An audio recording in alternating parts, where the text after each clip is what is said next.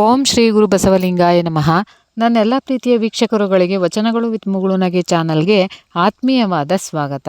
ಸ್ನೇಹಿತರೆ, ಇಂದಿನ ವಿಡಿಯೋದಲ್ಲಿ ವಿಶ್ವಗುರು ಬಸವಣ್ಣನವರ ತುಂಬ ಅದ್ಭುತವಾಗಿರ್ತಕ್ಕಂತಹ 2 ವಚನಗಳ ಮತ್ತು ವಚನಗಳ ಭಾವಾರ್ಥವನ್ನು ನೋಡೋಣ. ಈ ವಚನ ಕೇವಲ ಸತ್ಸಂಗದ ಮಹತ್ವ ಹೇಳೋದಷ್ಟೇ ಅಲ್ಲ, ಇದು 800 ವರ್ಷಗಳ ಹಿಂದಿನ ಸಮಾಜಕ್ಕೆ ಹಿಡಿದ ಕನ್ನಡಿ ಅಂತ ಹೇಳ್ಬಹುದು. ಅಂತಹ ಒಂದು ವಚನವನ್ನು ಪೂರ್ತಿಯಾಗಿ ನೋಡೋಣ. ಆರಾರ ಸಂಘವೇನೇನ ಮಾಡದಯ್ಯ, ಕ್ರೀಡೆ ಕುಂಡಲಿಗನಾಗದೆ ಅಯ್ಯ, ಚಂದನದ ಸನ್ನಿಧಿಯಲ್ಲಿ ಪರಿಮಳ ತಾಗಿ ಬೇವು ಬೊಬ್ಬುಲಿ ತರೆಯ ಗಂಧಗಳಾಗವೆ, ನಮ್ಮ ಕೂಡಲ ಸಂಗನ ಶರಣರ ಸನ್ನಿಧಿಯಿಂದ ಕರ್ಮ ನಿರ್ಮಳವಾಗದಿಹುದೇ. ನೋಡಿ ಎಷ್ಟು ಚೆನ್ನಾಗಿದೆ ವಚನ. ಆರಾರ ಸಂಘವೇನೇನ ಮಾಡದಯ್ಯ, ಕ್ರೀಡೆ ಕುಂಡಲಿಗನಾಗದೆ ಅಯ್ಯ, ಚಂದನದ ಸನ್ನಿಧಿಯಲ್ಲಿ ಪರಿಮಳ ತಾಗಿ ಬೇವು ಬೊಬ್ಬುಲಿ ತರೆಯ ಗಂಧಗಳಾಗುವೆ, ನಮ್ಮ ಕೂಡಲ ಸಂಗನ ಶರಣರ ಸನ್ನಿಧಿಯಿಂದ ಕರ್ಮ ನಿರ್ಮಳವಾಗದಿಹುದೇ. ನೋಡಿ ಎಷ್ಟು ಚೆನ್ನಾಗಿದೆ. ಇಲ್ಲಿ ಬಸವಣ್ಣನವರು ಬಳಸುವಂತಹ ರೂಪಕಗಳು ಎಂತಹ ಅದ್ಭುತವಾಗಿದೆ ಅಲ್ವಾ. ಚಂದನದ ಮರದ ಪಕ್ಕ ಬರೀ ಕಹಿ ಬೇವು ಮಾತ್ರ ಅಲ್ಲ, ಕ್ರೀಡೆ ಕುಂಡಲಿಗ ಅಂದರೆ ವಿಷ ಸರ್ಪ ಕೂಡ ಸೌಮ್ಯ ಆಗುತ್ತೆ ಅಂತಾರೆ. ಅಂದರೆ ಅತ್ಯಂತ ಕೆಟ್ಟ ಗುಣಗಳು ಕೂಡ ಒಳ್ಳೆಯವರ ಸಹವಾಸದಿಂದ ಬದಲಾಗುತ್ತೆ ಅನ್ನೋದು ಅವರ ನಂಬಿಕೆ. ಖಂಡಿತ. ಆದರೆ ಇಲ್ಲಿ ಸಂಘ ಅನ್ನೋದಕ್ಕೆ ಕೇವಲ ಒಂದು ಒಳ್ಳೆಯ ಸ್ನೇಹಿತರ ಸಹವಾಸ ಅನ್ನೋ ಅರ್ಥ ಮಾತ್ರ ಅಲ್ಲ, 12ನೆಯ ಶತಮಾನದ ಸನ್ನಿವೇಶದಲ್ಲಿ ಇದಕ್ಕೊಂದು ಕ್ರಾಂತಿಕಾರಿ ಅರ್ಥ ಇತ್ತು. ಆಗ ಸಮಾಜದಲ್ಲಿ ಜಾತಿ ಪದ್ಧತಿ, ಪುರೋಹಿತಶಾಹಿ ವ್ಯವಸ್ಥೆ ಇದೆಯಲ್ಲ, ಇದು ತುಂಬ ಗಟ್ಟಿಯಾಗಿ ಬೇರೂರಿತ್ತು. ಅದೇ ಹುಟ್ಟಿನಿಂದಲೇ ಒಬ್ಬರ ಯೋಗ್ಯತೆ ನಿರ್ಧಾರ ಆಗ್ತಿತ್ತು. ಅಂತಹ ಟೈಮ್ನಲ್ಲಿ ಬಸವಣ್ಣನವರು ಶರಣರ ಸಂಘ ಅಂತ ಹೇಳಿದಾಗ ಅಲ್ಲಿ ಜಾತಿ, ಲಿಂಗ, ವರ್ಗ ಯಾವ ಭೇದಕ್ಕೂ ಕೂಡ ಜಾಗವಿರಲಿಲ್ಲ. ಹಾಗಾದರೆ ಕೊನೆಯಲ್ಲಿ ಬರುವ ಕರ್ಮ ನಿರ್ಮಳವಾಗುವುದು ಅನ್ನೋ ಪದ ಇಲ್ಲಿ ಬಹಳ ಶಕ್ತಿಯುತವಾಗಿದೆ. ಅದೇ ಈ ವಚನದ ಒಂದು ತಿರುಳು ಅಂತ ಹೇಳ್ಬಹುದು. ಆ ಕಾಲದ ಸನ್ನಿವೇಶದಲ್ಲಿ ಈ ಮಾತು ನಿಜವಾದ ಅರ್ಥ ಏನಿದ್ದಿರಬಹುದು ಅಂದರೆ, ಕಾಲದಲ್ಲಿ ಕರ್ಮ ಅಂದರೆ ಹುಟ್ಟಿನಿಂದ ಬಂದಿದ್ದು, ಅದನ್ನು ಬದಲಾಯಿಸೋಕೆ ಆಗಲ್ಲ ಅನ್ನೋ ನಂಬಿಕೆ. ಆದರೆ ಶರಣರು ಕರ್ಮದ ವ್ಯಾಖ್ಯಾನವನ್ನೇ ಬದಲಾಯಿಸಿದರು. ಸೊ ಇಲ್ಲಿ ಕರ್ಮ ನಿರ್ಮಳವಾಗುವುದು ಅಂದರೆ ಹಿಂದಿನ ಜನ್ಮದ ಪಾಪ ಕಳೆಯುವುದು ಮಾತ್ರ ಅಲ್ಲ, ಈ ಜನ್ಮದಲ್ಲಿ ಹುಟ್ಟಿನಿಂದ ಬಂದ ಜಾತಿಯ ಸಂಕೋಲೆಯನ್ನು ಕಳಚಿ ಹಾಕುವುದು ಅಂತ. ಹಾಗಿದ್ರೆ ಇದು ಕೇವಲ ಆಧ್ಯಾತ್ಮಿಕ ಪರಿವರ್ತನೆ ಅಲ್ಲ, ಬದಲಿಗೆ ಸಾಮಾಜಿಕ ಸ್ಥಾನಮಾನದ ಬದಲಾವಣೆ.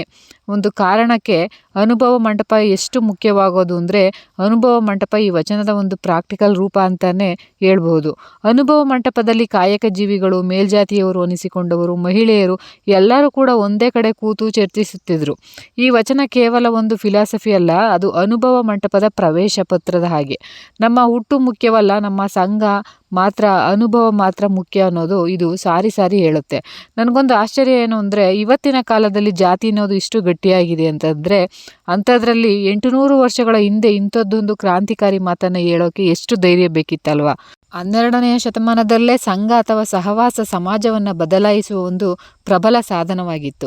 ಇಂದಿನ ಡಿಜಿಟಲ್ ಯುಗದಲ್ಲಿ ನಾವು ಯಾರ ಸಂಘದಲ್ಲಿದ್ದೇವೆ, ನಾವು ಫಾಲೋ ಮಾಡುವಂತಹ ವ್ಯಕ್ತಿಗಳು, ನಾವು ಸೇರಿರುವ ಒಂದು ಆನ್ಲೈನ್ ಗುಂಪುಗಳು, ಈ ನಮ್ಮ ಡಿಜಿಟಲ್ ಸಂಘಗಳು ನಮ್ಮ ಮೇಲೆ, ನಮ್ಮ ಸಮಾಜದ ಮೇಲೆ ಯಾವ ರೀತಿಯ ಪರಿಣಾಮವನ್ನು ಬೀರ್ಬೋದು ಅಂತ ಸ್ವಲ್ಪ ಯೋಚನೆ ಮಾಡಬೇಕಾದಂಥ ವಿಷಯನೇ. ಹಾಗಾದರೆ ಅವರ ಮತ್ತೊಂದು ವಚನವನ್ನು ನೋಡೋಣ.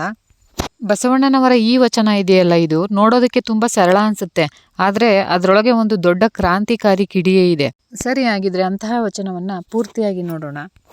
ಆರಾಧನೆಯ ಮಾಡಿದೆಡೆ ಅಮೃತದ ಬೆಳಸು, ವಿರೋಧಿಸಿದೆಡೆ ವಿಷದ ಬೆಳಸು, ಇದು ಕಾರಣ ಜಂಗಮಕ್ಕೆ ಅಂಜಲೇಬೇಕು, ಸ್ಥಾವರ ಜಂಗಮ ಒಂದೆಂದರಿದೆಡೆ ಕೂಡಲ ಸಂಗಮ ದೇವ ಶರಣ ಸನ್ನಿಹಿತ. ನೋಡಿ ಎಷ್ಟು ಚೆನ್ನಾಗಿದೆ. ಆರಾಧನೆಯ ಮಾಡಿದೆಡೆ ಅಮೃತದ ಬೆಳಸು, ವಿರೋಧಿಸಿದೆಡೆ ವಿಷದ ಬೆಳಸು, ಇದು ಕಾರಣ ಜಂಗಮಕ್ಕೆ ಅಂಜಲೇಬೇಕು, ಸ್ಥಾವರ ಜಂಗಮ ಒಂದೆಂದರಿದೆಡೆ ಕೂಡಲ ಸಂಗಮ ದೇವ ಶರಣರ ಸನ್ನಿಹಿತ.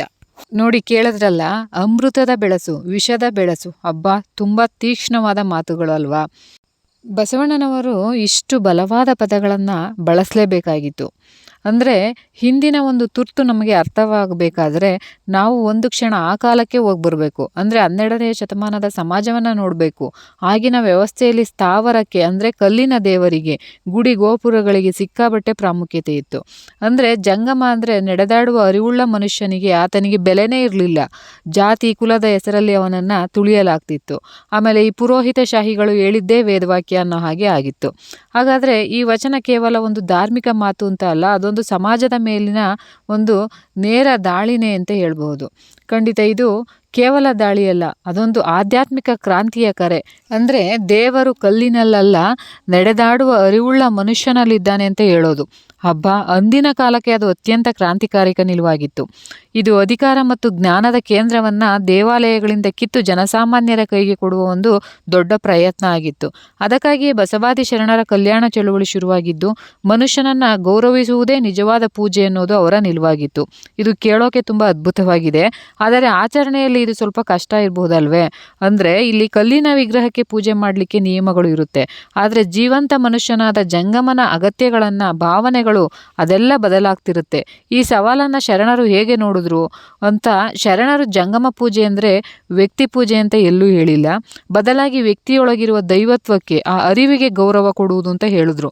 ಜಂಗಮವನ್ನ ಗೌರವಿಸ ಅಂದ್ರೆ ಸಮಾಜದಲ್ಲಿ ಜ್ಞಾನಿಗಳಿಗೆ, ಅನುಭಾವಿಗಳಿಗೆ, ದುಡಿಯುವ ವರ್ಗಕ್ಕೆ ಬೆಲೆ ಕೊಡುವುದು. ಅವರನ್ನ ಪ್ರೀತಿಸಿದ್ರೆ ಅದು ಅಮೃತದ ಬೆಳಸು, ಸಮಾಜ ಚೆನ್ನಾಗಿರುತ್ತೆ. ಒಂದು ವೇಳೆ ಅವರನ್ನ ವಿರೋಧಿಸಿದ್ರೆ, ತುಳಿದ್ರೆ ಅದು ಸಮಾಜಕ್ಕೆ ಹರಡುವ ವಿಷದ ಬೆಳಸು ಆಗುತ್ತೆ ಅಂತ ಹೇಳ್ತಾರೆ. ಈ ವಚನದ ಕೊನೆಯ ಸಾಲು ಇದೆಯಲ್ಲ, ಸ್ಥಾವರ ಜಂಗಮಕ್ಕೊಂದೆಂದರಿದೆಡೆ ಅನ್ನೋದು ತುಂಬಾ ಸ್ಪಷ್ಟವಾಗಿ ಕಾಣಿಸುತ್ತೆ ನೋಡಿ. ಎರಡರಲ್ಲೂ ದೇವರನ್ನ ಕಾಣಬೇಕು, ಆದರೆ ಆದ್ಯತೆ ಮಾತ್ರ ಜೀವಂತ ಮನುಷ್ಯನಿಗೆ. ನಿಖರವಾಗಿ ಅದೇ ಮಾತು ಹೇಳ್ತಾರೆ. ಎರಡರಲ್ಲೂ ದೈವತ್ವವನ್ನ ಕಾಣುವ ಸ್ಥಿತಿ ದೊಡ್ಡದು ನಿಜ, ಆದರೆ ಜಡವಸ್ತುವಿಗಿಂತ ಚಲನಶೀಲ ಅರಿವುಳ್ಳಂಗೆ ಜೀವಕ್ಕೆ ಮೊದಲು ಗೌರವವನ್ನ ಸಲ್ಲಿಸಬೇಕು. ಇದೇ ಕೂಡಲ ಸಂಗಮನನ್ನ ಕಾಣುವ ದಾರಿ, ನಿಜವಾದ ದೈವ ಸಾಕ್ಷಾತ್ಕಾರದ ಮಾರ್ಗ ಅಂತ ಬಸವಣ್ಣನವರು ಸ್ಪಷ್ಟಪಡಿಸ್ತಾರೆ. ಹಾಗಾದರೆ ಇದರ ಒಟ್ಟು ಸಾರಾಂಶ ಏನು ಅಂದರೆ, ನಿಜವಾದ ಆಧ್ಯಾತ್ಮ ಇರುವುದು ಬರೀ ಕರ್ಮಕಾಂಡಗಳಲ್ಲ, ಯಾಂತ್ರಿಕ ಪೂಜೆ ಪುರಸ್ಕಾರಗಳಲ್ಲಿಲ್ಲ, ಬದಲಾಗಿ ಮಾನವೀಯ ಮೌಲ್ಯಗಳಲ್ಲಿ, ಸಮಾಜ ಸೇವೆಯಲ್ಲಿದೆ ಅಂತ ನಾವು ಅರ್ಥ ಮಾಡ್ಕೊಳ್ಬೋದು. ಆದರೆ ಖಚಿತವಾಗಿ ಈ ವಚನದ ಒಂದು ಅಂತಿಮ ಸಂದೇಶವೇ ಇದು. ಕೇವಲ ಹಳೆಯ ಜಡ ಸಂಪ್ರದಾಯಗಳಿಗೆ ಅಂಟಿಕೊಳ್ಳದೆ ಅವುಗಳನ್ನು ಪ್ರಶ್ನಿಸಿ ನಮ್ಮ ಜೊತೆಗಿರುವ ಮನುಷ್ಯರಲ್ಲಿ ದೈವತ್ವವನ್ನು ಕಾಣಬೇಕು, ಮಾನವ ಕೇಂದ್ರೀಕೃತ ದೃಷ್ಟಿಕೋನವನ್ನು ಬೆಳೆಸ್ಕೊಳ್ಬೇಕು. ಇಂದಿನ ನಮ್ಮ ಆಧುನಿಕ ಸಮಾಜದಲ್ಲಿ ಸ್ಥಾವರ ಮತ್ತು ಜಂಗಮ ಅಂತ ನಾವು ಯಾವುದನ್ನು ಗುರುತಿಸಬಹುದು? ಬಸವಣ್ಣನವರ ಈ ತತ್ವ ಇವತ್ತಿಗೂ ಎಷ್ಟು ಪ್ರಸ್ತುತ? ಸ್ವಲ್ಪ ಯೋಚನೆ ಮಾಡಬೇಕಾಗಿದೆ. ಈ ವಿಡಿಯೋ ನಿಮಗೆಲ್ಲ ಇಷ್ಟ ಆಗಿದೆ ಅಂತ ಭಾವಿಸ್ತಾ, ಪೂರ್ತಿ ವಿಡಿಯೋದ ನೋಡಿದ ನಿಮಗೆಲ್ಲರಿಗೂ ಹೃದಯಪೂರ್ವಕ ಧನ್ಯವಾದಗಳನ್ನು ಹೇಳ್ತಾ, ಮತ್ತೆ ಮುಂದಿನ ವಿಡಿಯೋದಲ್ಲಿ ಇನ್ನೂ ಹೆಚ್ಚಿನ ಮಾಹಿತಿಯೊಂದಿಗೆ ಬರುವೆ. ಎಲ್ಲರಿಗೂ ಕೂಡ ಶರಣಾರ್ಥಿಗಳು.